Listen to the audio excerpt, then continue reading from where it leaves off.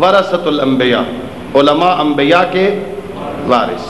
علماء انبیاء کے مداد العلماء افضل من دماء الشہداء، علماء کے قلم کی روشنائی شہداء کے خون سے افضل، اس لیے کہ وہ جو نوجوان کو میدان جہاد میں جذبہ شہادت سے شرابور کر کے آمادہ کر کے میدان میں بھیجتی ہے، وہ علماء کے قلم کی سیاہی وہ انہیں تیار کر کے بھیجتی ہے۔ یہ مداد العلماء افضل من دماء الشہداء، علماء بہت بڑا مقام رکھتے ہیں معاشرے میں۔ پیغمبر گرامی اسلام حضرت محمد مصطفیٰ صلی اللہ علیہ وآلہ وسلم جب کسی معصوم کا نام آئے نا تو ضرور صلوات پڑھا کرو۔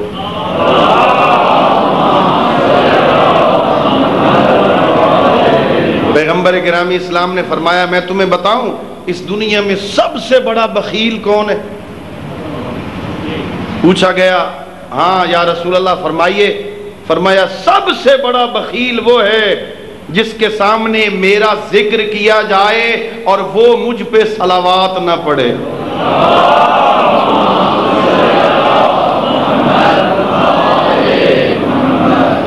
پیغمبر گرامی اسلام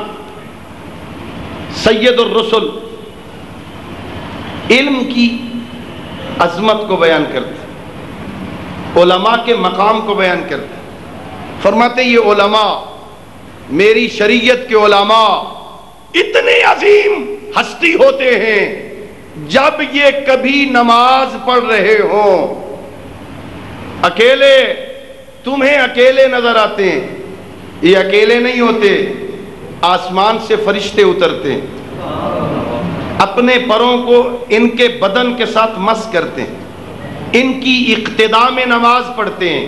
نماز سے فارغ ہو کر آسمان کی طرف فخر و مواحات کرتے ہوئے پرواز کرتے ہیں۔ ہم وہ ہیں جو فلاں عالم کی اقتداء میں نماز پڑھ کے آ رہے ہیں۔ علماء بہت بڑا مقام رکھتے ہیں، علماء وہ ہیں جن کے پیچھے فرشتے نماز پڑھتے ہیں، علماء وہ ہیں جن کے بدن سے فرشتے اپنے پروں کو مس کرتے ہیں، علماء وہ ہیں جن کے بدن سے فرشتے اپنے پروں کو مس کرتے ہیں تو اللہ ان کے پروں میں ایک اور تازہ خوشبو پیدا کر دیتا ہے۔ علماء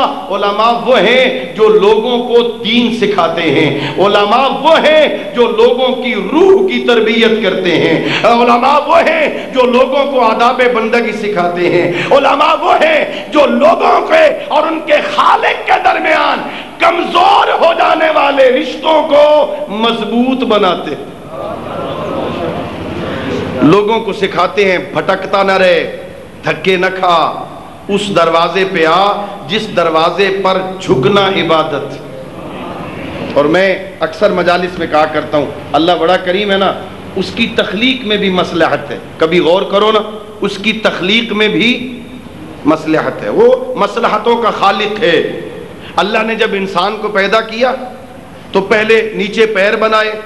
اوپر ٹخنے بنائے، اوپر گھٹنے بنائے، اوپر کمر بنائی، اوپر پیٹ بنایا، اوپر سینہ رکھا، اس کے اوپر شانے رکھے، شانوں کے اوپر انسان کی گردن رکھی، گردن کے اوپر سر بنایا، سر میں منہ نیچے رکھا، ناک نیچے اوپر رکھا، آنکھیں اس سے اوپر بنائی، پیشانی سب سے اوپر رکھی۔ اللہ نے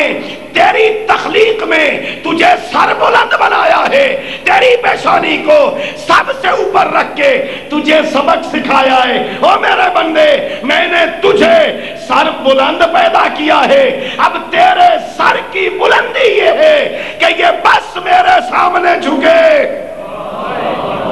نعرہ تکبیر، اللہ نعرہ رسالت، یا نعرہ حیدری، یا اسے میرے غیر کے سامنے جھکا کے ذلیل نہ کرنا۔ چھوٹی چھوٹی خواہشوں، چھوٹی چھوٹی آرزوؤں، چھوٹی چھوٹی مادی خواہشات کے سامنے اسے جھکا کے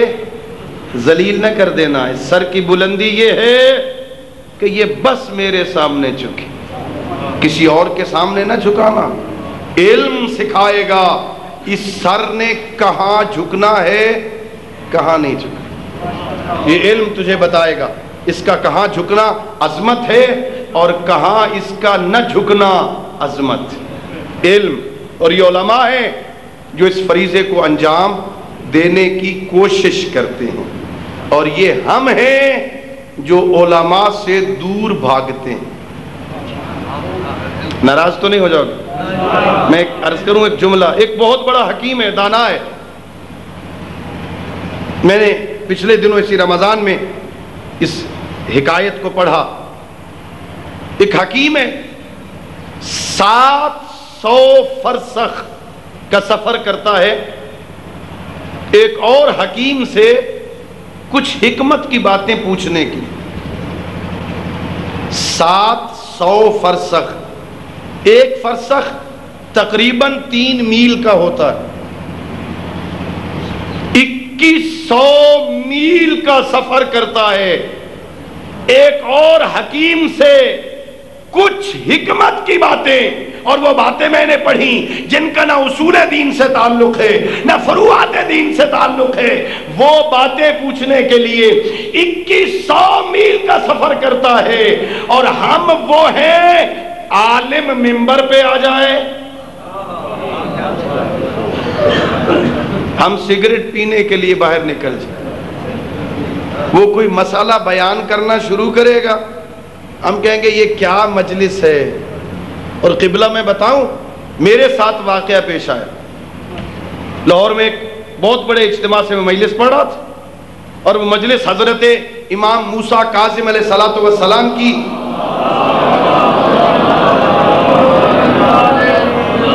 شہادت کی مناسبت سے تھی،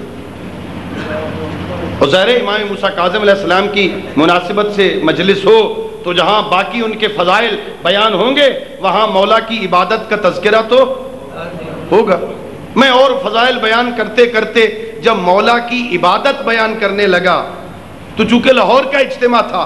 درمیان میں ایک چھوٹا سا پردہ تھا، اس میز سے بھی چھوٹا، ادھر خواتین تھی ادھر مرد تھے، ایک خاتون مجلس میں بیٹھی خاتون بول کے کہتی ہے مولانا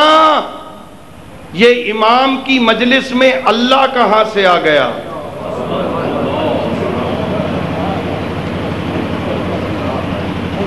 دوستو مجھے باقی پورا ٹائم